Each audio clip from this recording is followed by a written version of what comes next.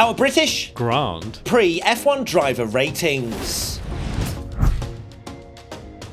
We have been digesting what happened at Silverstone this year, and we're back for another batch of your favourite series in the world, where we all agree, and we're all lovely, and we all accept we have our own opinions and ways of grading from 0 to 10. Yeah, it's a very difficult race to do. In terms of like the way, because it's changeable anyway, and also we had the beautiful enjoyment of the trackside commentators that definitely knew what was going on during the race. But I have watched it back, done as much as I can research-wise, and ready to dive into some ratings. And I think there's some controversial ones here too. So right, let's start with Kevin Magnussen, qualified 17th, started 17th, finished 12th. It is going to be a 6 out of 10. For Kevin Magnussen. It wasn't the worst weekend in the world for him. It certainly wasn't biggest flop territory, but he also got chefed by his teammate. But I think that's more around Nico Hulkenberg and the sensational performance that he put in, as opposed to K-Mag just putting in a pretty just down the line kind of nothing really to write home about. It's amazing how some people's or some drivers' races got rather heavily screwed over just by one lap going too soon or too late, and it could just change the complexion of their entire race. And K-Mag, was one of those that believed that he pitted one lap too early because he was fighting Albon before that. But no points, but I'm going to give him a 6. I've also gone for a 6 for Kevin Magnussen. 12th, you'd be like, yeah, pretty good result. It all went undone in qualifying. He was quite unlucky because he wasn't actually miles off in Q1. He was actually, I think he was only a couple of places behind Hulkenberg. But of course, the savage nature of Q1 now and how close it is, you miss that cut off. Having to come through the field, missed out on points. I think points was definitely there if he'd have started higher up. And the fans, you lot, gave a 6 as well. Nico Hulkenberg, qualified 6th, started 6th, finished 6th. It's, of course, another 10 out of 10. What form this man is in. Back-to-back P6s is nothing short of incredible in a Haas. And this is when there are some good cars in the race. People aren't retiring. It's absolutely superb. Executed his race perfectly, qualified well, and yeah, the fact that he managed to stay there despite everything as well, kept off the Aston Martins, which I think were actually quicker. Well done, Nico. Superb. Absolutely. I've also gone for a 10 out of 10 for Nico Hulkenberg. Just really outperforming that car beautifully. Even so much so that social media is starting to call for him to go to the Red Bull seats. There's plenty of talk about, why don't they buy him out of that Sauber Audi contract and get him in the car? I don't think that's going to happen, as much as I would love to see Nico get his first podium. But this is the kind of performances that Nico Hulkenberg used to do, scoring really solid points most weekends. And that's what we're seeing from Nico right now again. And yet he still gets slandered for not having a podium, when in reality, are we expecting him to get a podium in a Haas? No, we're not. So well done, Nico. And the fans also gave him a 10 out of 10. Zhou Guanyu, qualified 14th, started 14th, finished 18th. Oh dear. He had one of the worst strategies that's ever been seen. I'm going to give him a 3 out of 10, Zhou Guanyu. My God, he pitted 4 times, I think it was. I will say that I am downgrading him because he didn't make the softs work at the start. He fell away like an absolute, just literally like he had no tyres on the car. And then they obviously pitted, but him not being able to keep those tyres in a reasonable window until the rain came meant that he then had to stop again. And it was interesting because he stopped, then he went onto the mediums for about 7 laps and pitted at the same time as Leclerc and Perez to go onto the Inters. So did a Hail Mary as well, despite having fresh mediums pretty much to maybe go longer like everyone else did. And then pitted again because he'd cooked his Inters. It just was an absolute disaster for Zhou. So I am taking a little bit of, it was horrendous strategy, so I'm not going to give any lower, but a 3, I think, sums it up. Yeah, I've gone for a 4 out of 10 for Zhou Guanyu. Outqualified his teammate for the first time this year, which is impressive, but it's all in that first stint. And while it's a very odd choice to go on the soft tyres when there was always talk that there was going to be rain around lap 17, 18. You've got to make those tyres last. I know that gamble didn't work till lap 19, but you look at Ocon, who made those tyres last till lap 19. Of course, it didn't work because it didn't rain enough, but he still got them there to that point where there could have been a switch, whereas Zhou was absolutely nowhere near doing that. A race to forget for Zhou. The fans gave him a 5. Thought that was a beautiful performance from Zhou. Valtteri Bottas, qualified 16th, started 16th, finished 15th. I have gone for a 5 out of 10. Yeah, despite being in the neon green, garish, incredibly bright livery, they are so anonymous and were, again, for the millionth time this season. Hardly saw him. Normal race. Did better on his tyres at least than his teammate, which is why he gets a higher grade. Not really much to say. No, not a lot to feedback either from me. A 5 out of 10 as well for Valtteri Bottas. Just completely, and I don't think I saw him once. Genuinely don't think I saw him once the entire race. He just said that they lacked pace under pretty much every condition, which says everything you need to know about that wheelie bin. So 5 out of 10 from me, and the fans gave him a 5 as well. Yuki Tsunoda, qualified 13th, started 13th, finished 10th. It's going to be an 8 out of 10 for Yuki Tsunoda. Very, just quietly, just scores a point. Yeah, just going to just pop myself up there. He was very much in the mix, fighting with the Williams, and it shows how great of a race it was when we didn't really see much of these drivers, because we were focused on the front and the cameras were focused mainly on the front and the incredible battle that was going on there. But yeah, I think Yuki did a good job to finish P10, beat Logan Sargeant, who was actually in a very quick Williams at the time. I've also gone for an 8 out of 10 for Yuki Tsunoda. It's another solid, better than solid weekend from him. It's very much back in the midfield, the RB now, but Yuki did a great job to get a point in it. Yep, and the fans also gave him an 8 out of 10. Daniel Ricciardo, qualified 15th, started 15th, finished 13th. I have gone for a 4 out of 10. Yeah, not on his teammates' level this weekend, which I'm sure Christian Horner will be disappointed about, because it seemed like after the good performance in Spain, the rumours were ramping up. And this is the time to deliver if you want that Red Bull seat when Perez is absolutely floundering, to say the least. But he did not. He was just nowhere, really. It was crazy to say all of that, and then had you said coming into the weekend that Daniel Ricciardo would beat Sergio Perez by over a minute and a half, you would think that perhaps Daniel Ricciardo has done enough to get that Red Bull seat.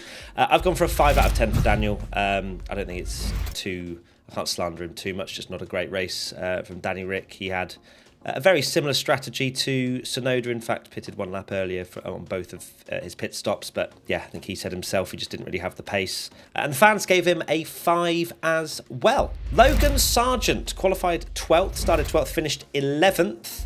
I'm going to give him a 7 out of 10 for Logan. It was a solid performance. And, I saw a few comments. Matt, how could you possibly slander Logan for having the race of his life? I'm like, look, we have to look at this objectively as well. Like, Logan has had one of his better races for sure.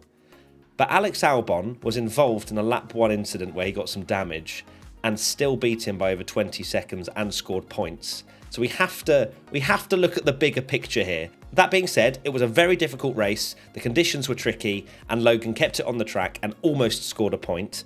And he said himself that he thinks he executed everything really well, which, yeah, interesting.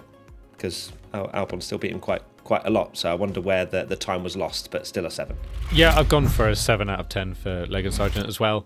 A much better weekend for him, one of his best in a Formula 1 car. Yeah, it has to be said, like, to do it in those tricky conditions when it's caught him out in the past, has to be commended, but he just doesn't have that pace, and that's the problem here. Like, your only comparison is your teammate, and everything you said previously with Alex having a problem, still manages to get points. So the fans gave Logan a 7. Alex Albon, qualified 9th, started 9th, finished 9th. I've gone for a 9 out of 10. The Albon of maybe old or last year seems to be back with his performance, putting that Williams maybe where it shouldn't be, who knows. But Albon to get into Q3 absolutely brilliant. And then thought it had all gone wrong at turn 1 because it was an absolutely huge moment. His car was completely sideways almost at one point. When he got going again, did a brilliant job to gain some valuable points for Williams, because they are not scoring many points at all this year. They certainly aren't. The fans gave Alex an 8. Esteban Ocon, qualified 18th, started 18th, finished 16th. What a disaster of a weekend for Ocon. I think that I am going to lock him in with... so yeah, it's a 4 out of 10 for Ocon. Just had the worst strategy possible. Ocon said after the race that they basically took every single wrong decision since the beginning of the weekend.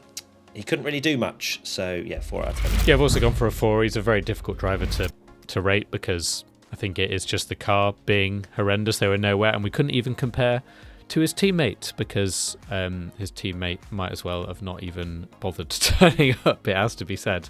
Just when they were looking so good and had kind of almost thrust themselves ahead of Aston Martin, it did almost look back like they were right back to square one, really, with how that car was performing. The fans gave Ocon a 4 as well. Pierre Gasly, qualified 20th, started... Well, did he start, really? And did he... No. I mean, he just kind of... Did he do anything? He just rolled straight into the pits after the formation lap, wasn't it? But, yeah. This one's tricky. I don't know if there needs to be a discussion whether it's a non-applicable, which we have had before, just because he basically did not compete in the weekend. So the only thing I could grade him on was probably spinning off in FP3. It's so true. That's exactly what I was thinking. The Matt and Tommy curse hit hard, where he managed to not even do the formation lap without a problem and just went, you know what? Screw this. Screw this. I'm going to go home. So what are we doing? I think it's got to be NA, because how can you grade him, because it brings his average down when he's not even driven. But what have we done before? Have we ever NA'd a driver before? We did with Max when he retired on lap 1, but this is arguably even worse. So we're NAing it then? Yeah, so it will lock in an NA, which means that it won't affect his grade. The fans actually gave him a 5, but that is basically an NA as well. But then, yeah, like you can't grade him higher than Ocon, because we didn't even get to see them race. Yeah, I know, that's crazy that he's gained after literally spinning off in FP3. So, okay, cool. Right, let's move on to Lance Stroll. Qualified 8th, started 8th, finished 7th. That's going to be an 8 out of 10 for Lance Stroll. I think it was a very solid weekend for old Lancey boy. Chefing Fernando Alonso, which, I don't like to see personally, but I love to see it for Tommy's grief. A very good weekend. I think Aston Martin found something. They looked good from pretty much the get-go, from when the weekend started. And Lance has steadied the ship. He's scoring points, and if anything, is the number 1 driver now. God, I can't wait to get to Leclerc's rating. Lance Stroll, I have gone for an 8 out of 10. A great drive from him, qualified well. We said this before, that the Aston Martin, it drops back and then they end up quite together, but Stroll delivered in that car this weekend. He was actually very close to getting Hulkenberg, which I think if he'd have managed to get Hulkenberg, it's definitely be an even higher grade. And the fans gave Lance only a 7. Shocking behaviour. Fernando Alonso, qualified 10th, started 10th, finished 8th. I've gone for a 7 because I think Alonso obviously got screwed over by the very silly new thing that happens in Formula 1, where they'll try and go out too late and then miss the timing, which meant that he didn't qualify well. And he did actually get ahead of Stroll at one point in the race, but his strategy didn't go to plan compared to Stroll. What, just one lap? Yeah, just one lap here and there, and it's one lap here and there, and it just costs you a little bit. So he was there or thereabouts. Sounds like excuses to me, mate. To be honest with you. Well, I expect more from him in those conditions, because that is actually where you think that he could deliver something, and we know how good he is in the wet. So I think that's probably why it is a 7, and it's a bit disappointing for me. It's a 7 out of 10 from me as well for Fernando. I think that it's a good performance. He scored points. Aston looked a lot better. But I also would have expected a lot more from Alonso and his experience in those kind of conditions, especially not to be beaten by Lance. 7 from me, and a 7 as well from the fans. Oscar Piastri, qualified 5th, started 5th, finished 4th. It's going to be a 9 out of 10 for Oscar Piastri. I was even contemplating a 10, but I I felt like maybe there's a few things that can just nip him back to a 9. But it was still a phenomenal weekend and drive from Oscar Piastri. McLaren completely and utterly got it wrong with his strategy, leaving him out on the dries that one extra lap when it was wet. Without that, he may well have still had a great chance of winning. But his pace in that last stint was phenomenal. You have to applaud the fact that he was right on the back of Lando when the conditions got really slippery. He was so confident in those conditions, which for a driver that's not been in Formula 1 that long, is utterly impressive. No podium, but still deserves a very high grade. I've gone for a 9 as well. I thought we were going to disagree on that one, but the more I look at this race, the more I think Oscar drove fantastically, and I think he's been cost his first win by that decision, because Oscar's problem during races has been that he absolutely cooks his tyres. So this really was like the perfect race for him, because there was like changeable conditions. You could tell, because Oscar like absolutely goes for it, he can like fire up his tyres quicker, and he was absolutely flying in those conditions. Like Fernando Alonso, he got caught up in that mess in qualifying. He shouldn't have been 5th, could have been front row. Made that brilliant recovery to get back to the front when the McLaren came alive, and then the team just threw it away for him. Another Silverstone podium that he's been robbed of. Alas, shoulda, woulda, coulda. And it's an 8 from the fans for Oscar Piastri. Lando Norris, qualified 3rd, started 3rd, finished 3rd. I've gone for an 8 out of 10. Might need to get my sword and shield out for this one, because I don't think people may agree the fact that Lando's got a lower grade than Oscar, but I've mentioned everything that happened with Piastri, and of course Lando was very unfortunate with his with the call at the end, which I totally agreed with the tweet that you did, and other people are saying, they were like, why are they asking him? Someone posted on TikTok the 2 radio messages, and Piastri's was, right, we're going to go onto the mediums, and Oscar's like, yep, cool.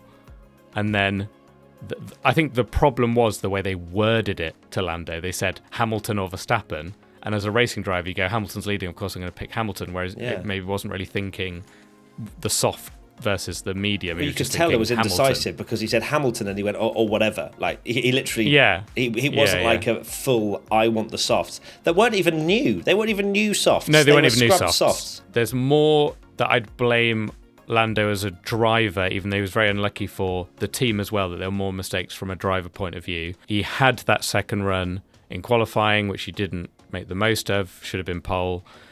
Messed up at the start again, like lost a place to Verstappen, but then when he made that brilliant recovery, he had every chance to do it.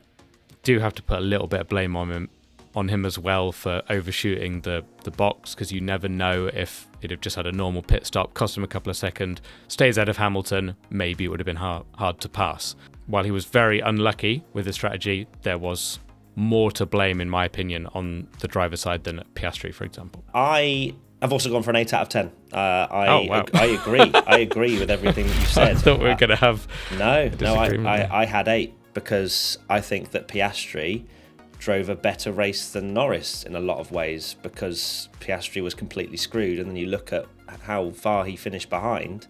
Oscar could well have won that race. So that's why I give Oscar the benefit of the doubt. With Lando, and this isn't just from our perspective, Lando himself said after the race that he made the wrong calls. It's all about the feel of the car, and he decided to stay out for a lap longer, and that's when everybody else jumped to go on to the dries, and that cost him with that. And then, look, yes, I am critical of McLaren and of the way in which they communicated, but also these are the moments where a driver can just go, no, I want this, or no, I want that, and they're not completely taken in by the moment, let's say. Because Hamilton, you think of the times where he's been leading, he's like, no, I'm not coming in Mercedes, I'm carrying on because the tyre feels good, or I'm coming in, I'm boxing and I'm doing that.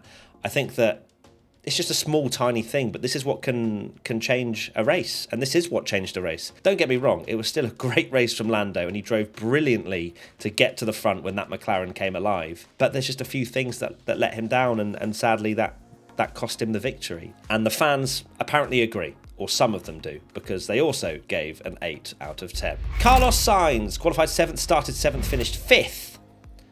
Now, I think this man absolutely chefed this weekend in that car, and I'm giving him a 9 out of 10.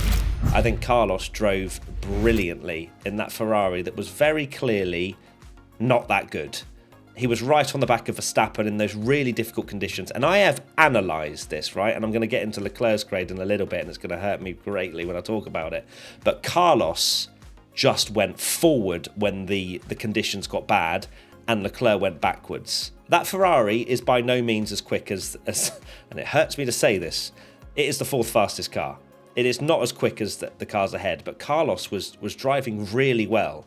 And the reason why I've gone for a 9 as well is because he backs this up. It's not just my own assessment. He said it's one of the most solid races he's had in the last few years at Ferrari. So it kind of reassures me that the way in which I feel his race went is how he felt it did as well. You've convinced me for a 9. I was umming and ahhing between the two, actually, 8 and 9. I find it quite difficult because... like his teammate essentially put the inters on, and it kind of went all wrong from there. But I didn't think the Ferrari was there, and the fact that he held on to that leading pack when I think that Ferrari, like you say, is just not there at the moment. And Carlos is just doing another. I think he did this in the last race as well. Just delivered the maximum in that car. So it's one of those things where I go, oh, can I give him a 9 or whatever for finishing 5th? But then you have to look at the car. And then when I'm talking about it, I'm going, well, he just delivered the maximum, and what more could he do? So yes, I will go for a 9. The fans gave Carlos a 7. That is an outrageous which I think is very grade. Savage. You know what? We get slandered every bloody week, don't we? For terrible grades. Oh, Matt and Tommy are so washed. That is a washed grade for Carlos Sainz. It was incredibly close between a 7 and 8, but barely anyone gave him a 9. He got more votes for a 6 than he did a 9. Unbelievable. That is outrageous. Yeah. Charles Leclerc qualified 11th, started 11th, finished 14th. Gone for a 4 out of 10 for Charles Leclerc. Not a good weekend again.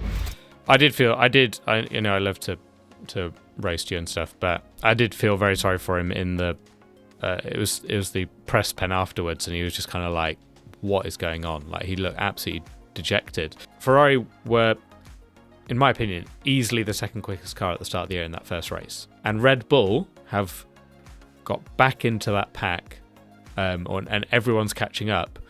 But Ferrari haven't, and they've now slipped back to being the fourth fastest car. And then also making these mistakes and things as well, just to add to it. But I don't think Charles was completely innocent. There's a bit of both here, which is why he's got a 4. Yes, I sadly agree, and I've given him a 4 out of 10 as well.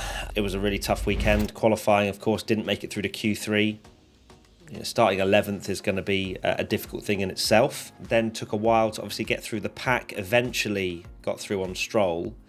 Now, the Inters moment, I fully slandered Ferrari. Oh my God, I can't believe they've done this. But now, after looking at when those conditions kicked in, I absolutely fully understand why Ferrari made that move with Leclerc, because he had no pace.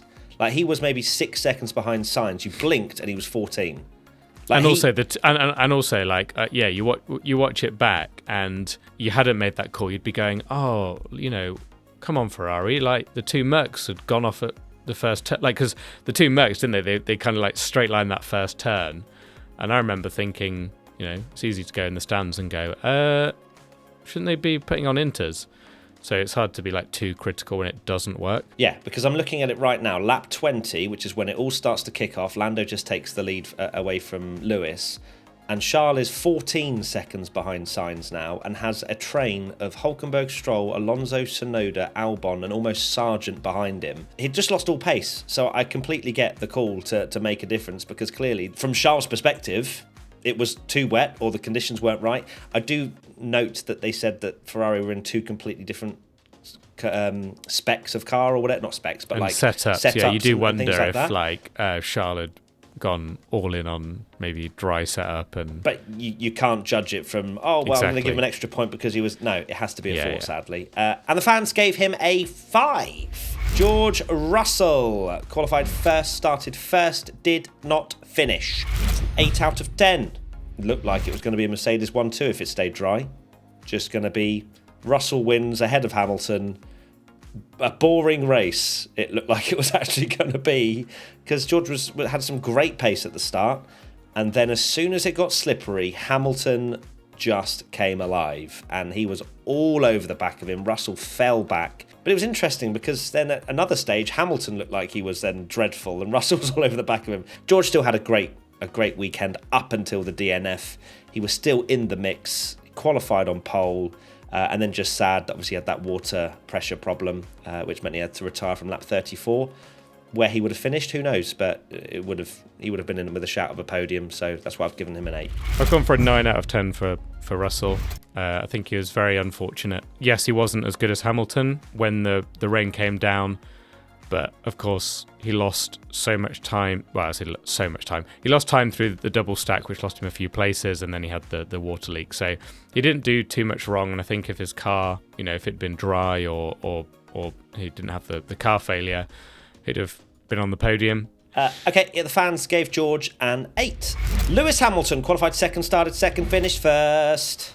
It's a big old 10 for Lewis Hamilton. He finally got that front row start with Max Verstappen sort of in P4, stayed ahead of him, and as soon as we had that sprinkling of rain, he put the move on Russell. It's so cheesy because you can only do what you can with your car, but there is something about Silverstone and Lewis Hamilton because he just always delivers there, no matter if you think sometimes he's fortunate or whatever, it happens for him, and he drove so well. I'm so glad he got that victory. I think he deserves maybe more credit than he's getting as well for making those softs last at the end, because obviously Lando dropped back and lost a place to Max. It's so good to see him win again. Has to be a 10. I have also gone for a 10 out of 10 for Hamilton.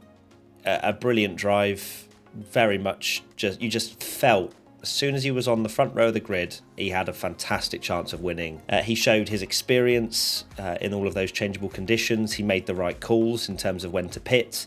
And that essentially allowed him to be in a winning position at the end. And I also agree with the soft tyres at the end. Of course, it is Mercedes versus McLaren and they're two different cars.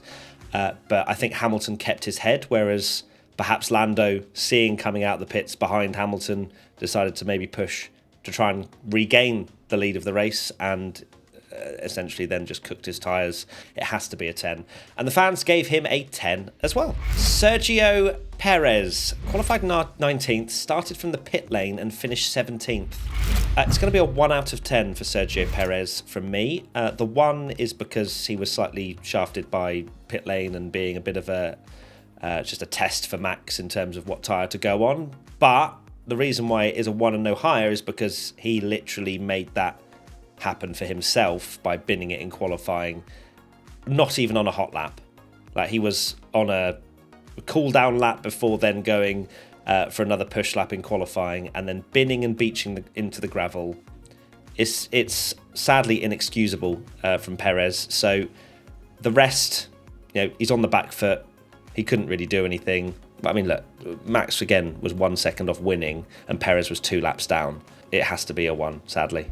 I've also gone for a 1 for the exact reason you said, that he gets a pity 1 point because he was being used as a guinea pig, but you get used as a guinea pig when you qualify 19th because you've spun off on your own. He just needed a normal race, and you just think when it can't get any worse, it got worse. So look, the only way it could be worse is if he's 20th in Hungary, so let's see what he can do.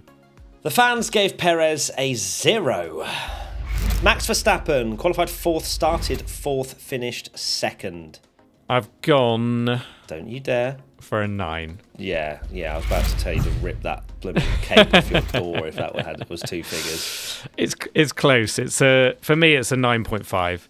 No. You don't get to say that. You don't get to say that. It's close to a 10 for me because that was a race between the Mercs and the McLarens for the victory, and he's finished 1 second off the lead in what was probably the third best car. The reason it's not a 10 for me is because he did go off in qualifying to damage his car that maybe cost him something of a better qualifying position and put him on the back foot. But then it's a kind of minor miracle that he's qualified P4, but it's not luck. It's these great drivers that do these things. This is why he's going to be so incredibly difficult to beat to a championship, even if that Red Bull is not the best car because he has somehow, when, like I said, it was a battle between the two McLarens and two Mercedes, he's gone off into the gravel and damaged his car in qualifying, and he's extended his championship lead.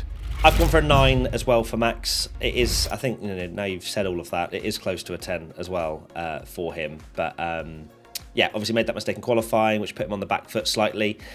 But my goodness me, how he came alive with that car at the end is quite... I remember seeing them go on new hards. I was like, are they all right? Why are they going on new hards? And it turned out to be the best decision because he could just push as hard as he wanted all the way to the end. And it nearly, I mean, if he'd have won that race, my goodness me. If he'd have won that race, every other driver should just go home. Because this is, yeah, exactly. You know, they're all sort of tripping over each other. McLaren are making wrong decisions with both Piastri and Norris. Then you've got Mercedes and the Russell DNF. Max is just like, okay, you guys do your silly things. I'm just going to drive. And the fans gave him a 9 as well. So who is our P1? Who are we gonna give? I'm gonna give mine to Lewis Hamilton. Yes, Lewis Hamilton gets my P1. It was close between him and Hulkenberg, but I think just everything that then it just has to be Hamilton. I'm sorry for this one. Thank you. Yeah, it has to be Hamilton. Hulkenberg did brilliantly well, but Hamilton, it was so good. Like, executed the race perfectly. Lovely. That is it. We are done. Driver ratings done and dusted. I will say, if you do enjoy this series, which sometimes we deliberate whether you actually like it or not, please leave us a thumbs up on this video and let us know that you do enjoy this series, even if we do not agree. Because sometimes with some of the comments, me and Tommy are like, should we just bin this off? So let's see if you actually do enjoy it. So there you go. Thank you, everybody. We'll see you very soon. Of course, we've got a week off before we then go to Hungary. So look forward to that. And of course, myself and Tommy will be here with all the chats, all the content as you come to expect from us. Thank you again to all the love from the British Grand Prix, and we'll see you very soon for another podcast. Bye! Bye!